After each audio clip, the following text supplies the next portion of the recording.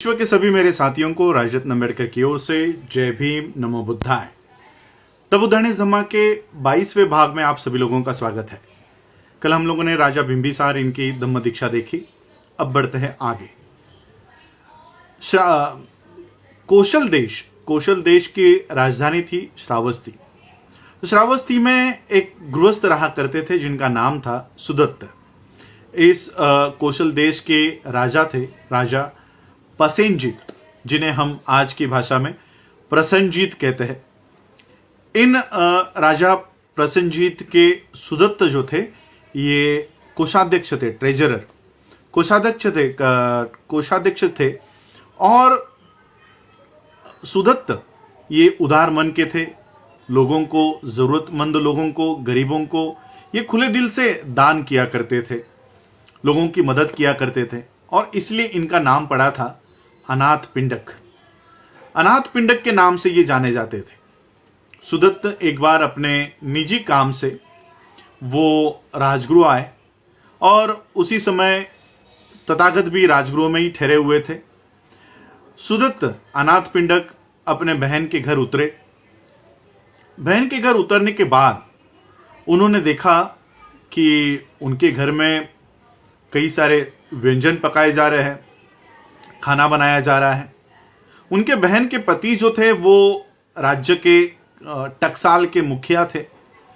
तो उन्होंने उनको पूछा कि क्या आपके यहाँ पर किसी की शादी है या राजा आने वाले हैं? इतने सारे व्यंजन, इतना सारे पकवान क्यों बनाए जा रहे हैं? तो उन्हें पता चला, अनाथ पिंडक को पता चला कि तथागत बुद्ध और उनका संघ, भिक्खु संघ, ये भोजन दान का कार्यक्रम उनके लिए रखा गया है और भोजन की व्यवस्था हो रही है। तो जब अनाथ पिंडक को तथागत बुद्ध के बारे में पता चला तब वो रात को ही बुद्ध जहां पर ठहरे हुए थे वहां पर गए। बुद्ध जहां पर ठहरे थे वहां जाने के बाद बुद्ध ने देखा अनाथ पिंडक आ रहे हैं। अनाथ पिंडक के निर्मल मन को उन्होंने पहचाना और फिर कुशल क्षम पूछने के बाद, एक दूसरे की खुशहाली पूछने के बाद अनाथ पिंडक वहां बैठ गए। अनाथ पिंडक ने बुद्ध से इच्छा व्यक्त जताई कि उन्हें धर्म के ऊपर, धम्म के ऊपर कुछ अच्छी बातें बताए। तो बुद्ध ने सोचा चलो इन्हें अब ईश्वर के बारे में ही बताते हैं। तो बुद्ध ने अपने प्रवचन को, अपने धम्म सिद्धांत को सिखाना उन्होंने शुरुआत की। उन्होंने सबसे पहला प्रश्न पूछा कि क्या Ishwar, who is that shapes our lives, is it Ishwar और अ पर्सनल क्रिएटर? वो कौन है जो हमारे जीवन को आकार देता है? क्या वो कोई ईश्वर है? क्या कोई सृष्टि करता है? अगर वो ईश्वर है, अगर वो सृष्टि करता है, तो हम सभी जीवों को, पृथ्वी पर जीने वाले हर एक जीवों को उस शक्ति के आगे हम लोगों को झुकना पड़ेगा। अगर किसी ईश्वर ने ही हमको बनाया है, किसी सृष्टिकर्ता ने ही इस पूरे सृष्टि को बनाया है, तो ये तो ऐसे ही हो जाएगा जैसे किसी कुंभार ने घड़े बनाए हो। तो हम लोगों को उसके आगे ही नतमस्तक होना पड़ेगा। और अगर ये पूरी दुनिया, ये पूरी सृष्टि का निर्माण अगर किसी ईश्वर ने किया है, तो फिर इस दुनिया में जो पाप है, इस दुनिया में जो दुख है, कैलेमिटी, आपत्ति, जैसे आज इस पूरे विश्व पर एक आपत्ति आई हुई है, तो इस आपत्ति का निर्माण भी ईश्वर ने ही किया है। अगर सही में इस विश्व का, इस सृष्टि का निर्माण किसी ईश्वर ने किया है, तो इस विश्व में सभी दुखों का निर्माण, सभी आपत्तियों का निर्माण और सभी पापों का निर्माण ये ईश्वर ने ही किया है। ईश्वर ही उसका कर्ता धर्ता है और वो ही सभी अच्छे कर्म और बुरे कर्म वो ही करता है। For both pure and impure deeds must come from him. और अगर ऐसा नहीं है तो इसके पीछे कोई और वजह है, और इसलिए ईश्वर की जो कल्पना है ये हमें फेंकनी चाहिए। ईश्वर नाम की कोई चीज इस विश्व में अस्तित्व में नहीं है, कोई ब्रह्मा नहीं है। अगर ब्रह्मा ने ही हमको बनाया होता तो फिर अगर ब्रह्मा ही इस सृष्टि का कर्ता धर्ता है तो फिर सभी इसका कोई ना कोई कारण होना चाहिए। Again it is said that the absolute can not be a cause. Brahma ये सभी चीजों का कारण नहीं हो सकता। All things around us come from a cause as the plant comes from a seed. सभी जो चीज हमारे आजू बाजू में है, अगल बगल में है, ये किसी ना किसी कारण से उत्पन्न हुई है। जैसे एक पेड़ निर्माण होता है एक बीज से, उसी तरह से सभी चीज किसी ना किसी कारण से निर्माण हुई है। ऐसे कैसे हो सकता है? How can the absolute be the cause of all things alike? सभी समान दिखने वाली चीजों का ब्रह्मा उत्पत्ति करने वाला, सृष्टि कर उसका निर्माता कैसे हो सकता है? If it pervades them then certainly it does not make them. इसलिए ब्रह्मा ने इस विश्व को नहीं बनाया है। Again it is said that self is the maker, but it self is the maker, why did he not make things please? और ये कहा जाता है कि ब्रह्मा ये सृष्टि करता है, और अगर ब्रह्मा ये सृष्टि करता है तो उसने सभी चीजों को सुखकारक क्यों नहीं बनाया, प्लेजेंट क्यों नहीं बनाया? The causes of sorrow and joy are real and objective. इस विश्व में जो सुख है और जो दुख है, सॉरो और जॉय, ये वास्तविकता है, ये सच्चाई है। और ये सच्चाई how can they be made by self? और ये सच्चाई ब्रह्मा कैसे बना सकता है? Again if you adapt the argument there is no maker और fate in such as there is no causation, what use would there be in shaping our lives and adjusting means to end? इस विश्व में कोई भी ऐसी वस्तु नहीं है जो ब्रह्मा ने बनाई है, और इसलिए जब हम ये बहस करते हैं, therefore we argue that all things exist are not without cause। इसलिए हम ये मानते हैं कि कोई भी चीज बिना कारण के उत्पन्न नहीं हुई है, बिना हेतु के उसका जन्म नहीं हुआ है। इसलिए कोई ईश्वर नहीं है, कोई ब्रह्मा नहीं है, वहां कोई सृष्टिकर्ता नहीं है, और कोई भी चीज बिना कारण के निर्माण नहीं होती। ये हमारे अच्छे कर्म और बुरे कर्म ही है जो कुशल और अकुशल, सुख और दुख का निर्माण करता है। But our deeds produce results both good and bad, evil. ये हमारे कर्म ही है जो अच्छे और बुरे रिजल्ट्स, बुरे निर्णय देता है। The whole world is under the law of causation. पूरा विश्व ये समुत्पाद के कारण कार्य भाव के सिद्धांत पर, law of cause and effect. हम लोगों ने वो पिछले एपिसोड में देखा था, law of cause and effect, कार्य कारण भाव। जब तक कारण नहीं है तब तक कोई कार्य नहीं होता। तो उसी तरह से इस कानून पर ही ये पूरा विश्व चलता है। और इसलिए हम लोगों को ईश्वर से प्रार्थना करने में, ईश्वर में लीन रहने से, ब्रह्मा से कोई मांगने से, इसमें जो हम लोग लीन है, इससे हमको बाहर निकलना चाहिए। इसमें जो हमारी मान्यता है कि पूजा करने के बाद उनसे कोई अपेक्षा रखना, फल प्राप्त करना, इन सारी मिथ्य भावना से हमको बाहर निकलना है। Let us not lose our self in vain speculation of profitless subtitles, जिससे कोई लाभ नहीं है, जिससे किसी तरह का हमको लाभ नहीं होने वाला। इस तरह के पूजा अर्चा से हमको बाहर निकलना है। Let us surrender self and selfishness and all things are fixed by causation. Let us practice good so that good may result from our action। हम लोगों को केवल और केवल अच्छाई का पालन करना है ताकि अच्छे कर्म का हमको वो मुबदला, वो रिटर्न्स हमको मिल सके। इस तरह से अनाथ पिंडक को बुद्ध ने ये सारी बातें समझाई, और अनाथ पिंडक ने कहा, I see the truth of what the blessed one had said and I wish to open my whole mind. Having listen to my words let the lord advise me what should I do. Anathapindika ने कहा कि आपके धम्म की ये सच्चाई मुझे आज पता चली है और मेरा जो मन है वो अब खुल गया है। मैं आपको मेरी कुछ बातें बताना चाहता हूं, ये बातें सुनकर आप मुझे मार्गदर्शन करें। और फिर अनाथ पिंडक ने कहा कि my life is full of work, मेरे जीवन में बहुत काम है, मेरे पास बहुत संपत्ति है, मैं सभी लोगों से घिरा हुआ हूं जो मुझ पर निर्भर है,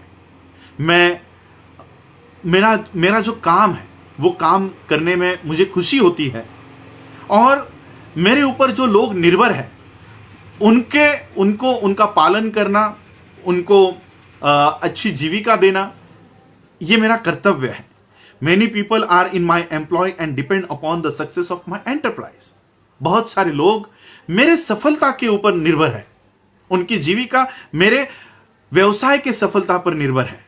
अब आप मुझे बताइए, मैंने सुना है आपके जो परिव्राजक है ये इस बात का प्रचार करते हैं कि एक परिव्राजक की जिंदगी किस तरह से खुशहाल है, एक परिव्राजक की जिंदगी किस तरह से आनंदमय है, सुखदायी है। और वो यहां तक कहते हैं कि तथागत ने भी अपने साम्राज्य का त्याग किया, अपने संपत्ति का त्याग किया, और वो सदाचरण के मार्ग पर चलकर उन्होंने निर्वाण प्राप्ति का मार्ग ढूंढ निकाला। ये विश्व में एक आदर्श है। इस तरह से आपके परिव्राजकों को मैंने कहते हुए सुना है। मेरा दिल भी करता है कि मैं भी इस मार्ग पर चलूं और तथागत के जो वरदान है, जो ब्लेसिंग्स है, उनके शिक्षा के जो ब्लेसिंग्स है, वो भी मैं अपने आप के लिए पाऊं, ऐसा मेरा मन भी करता है। Let me then ask you, must I give up my wealth, my home and my business enterprise and like you into homelessness in order to attain the bliss of religious life? क्या मैं आपकी तरह गृह त्याग कर दूं, संपत्ति का त्याग कर दूं, मेरा जो व्यवसाय है उसका त्याग कर दूं, और एक अच्छे धम्म का सिद्धांत और एक अच्छे धम्म का जीवन जीने के लिए क्या मैं इन सब का त्याग कर दूं? And the blessed Lord replied, the bliss of a religious life is attainable by everyone who walks in the noble eightfold path. जो धम्म के जीवन का पथ है वो हर वो भी इंसान प्राप्त कर सकता है जो अष्टांगिक मार्ग के पथ पर चले। He that cleaves to wealth had better cast it away than allow his heart to be poison it. जो संपत्ति से घिरा हुआ है, जो पैसों से घिरा हुआ है, महलों से घिरा हुआ है, उसका but he who does not cleave to wealth and possessing riches use them rightly will be blessing into the fellow things.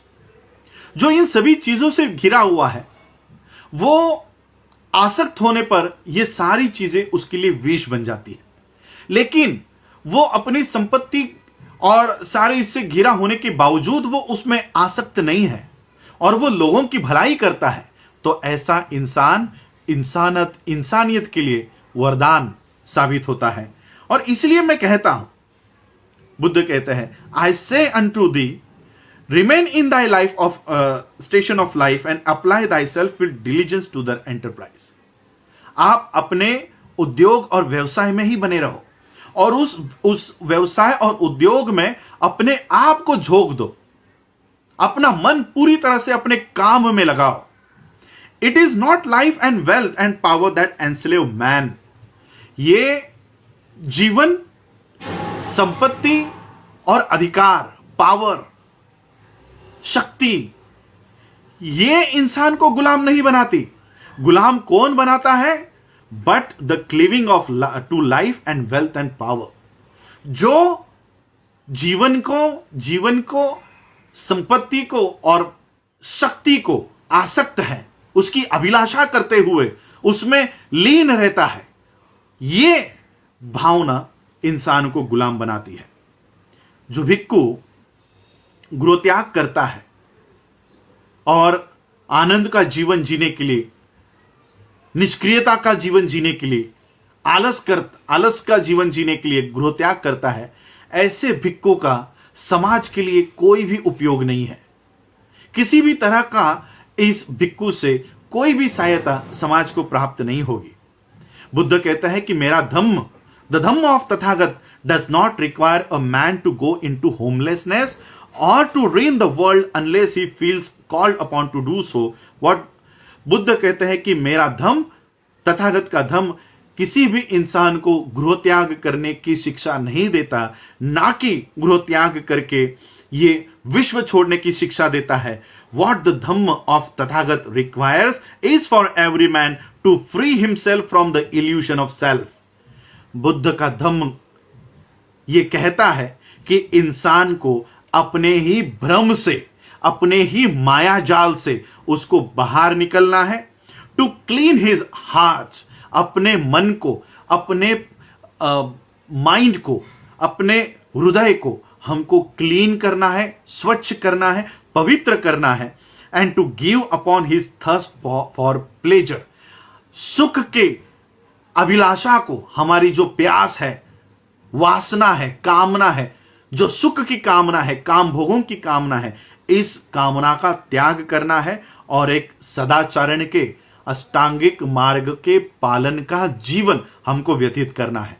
And what ever man do, whether they remain in the world as artists, merchant and officer of the king or retire from the one and devote themselves to religious meditation। Buddha कह रहे हैं कि इंसान चाहे कुछ भी करे, चाहे वो शिल्पकार बने, चाहे वो ऑफिसर यानी कोई पदाधिकारी हो राजा के कार्यालय में, या वो व्यवसाय करने वाला व्यापारी हो, कोई भी काम करे, हमको वो काम पूरी तरह से डिवोशन से हमको वो पूरा काम करना है।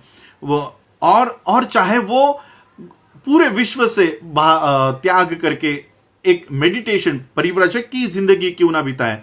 Late them put their whole heart into the task.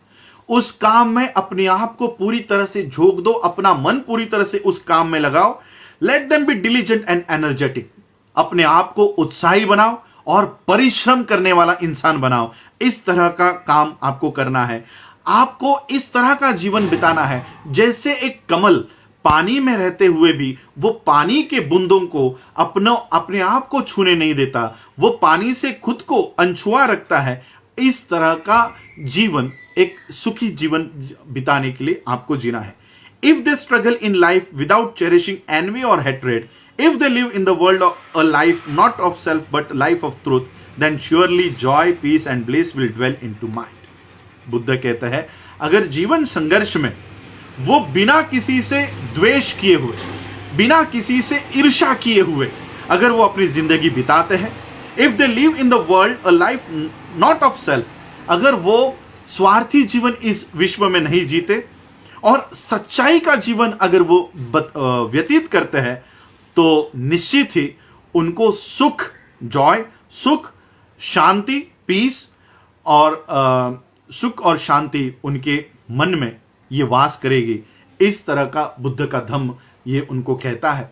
और इसलिए आपको यानी अनाथ पिंडक को गृहत्याग करने की, अपना व्यवसाय छोड़ने की कोई जरूरत नहीं है। आप गृहस्थ बनकर भी बुद्ध के धम्म यानी बुद्ध कहते हैं कि मेरे धम्म को आप इसमें आ सकते हो, इसका पालन कर सकते हो।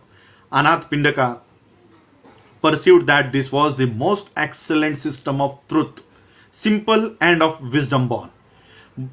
अनाथ पिंडक को लगा कि ये सबसे सरल सच्चाई का मार्ग है, सबसे सरल और समझने में सबसे आसान इस तरह का ये नैतिकता का मार्ग है। और thus firmly settled in the true doctrine, he slowly bent into worship at the feet of blessed one and closed hands with his request। और इस तरह से अनाथ पिंडक हाथ जोड़कर बुद्ध के धम्म के शरण में चले गए और आजीवन वो उपासक के तौर पर बुद्ध के धम्म में दीक्षित हो गए। इस तरह से अनाथ पिंडक की धम्म दीक्षा हुई। ये बात मैं आप लोगों को और थोड़ा 1 मिनट और लूंगा। बहुत लोगों की ये संभ्रम है कि बौद्ध धर्म की दीक्षा लेने के लिए हमको सर मुंडवाना पड़ता है, हमको चीवर लेना पड़ता है, गृहत्याग करना पड़ता है। तो इस चैप्टर से हमको पता चलता है कि बुद्ध के धम्म का पालन करने के लिए आपको गृहत्याग करने की जरूरत नहीं, सर मुंडवाने के बहुत सारी, मैं आगे चलकर बहुत सारे पॉइंट्स आएंगे। बहुत सारे लोग मुझे आप शाकाहारी हो या मांसाहारी हो ये भी पूछते हैं, तो कौन सा व्यंजन त्याग है वो भी आपको मैं बताऊंगा। अभी वो फिलहाल वो स्टेज नहीं आई है, इसलिए मैं वो नहीं बताऊंगा, वरना अभी मैंने वो जाहिर कर दिया तो वो अभी मैं जाहिर नहीं करना चाहता।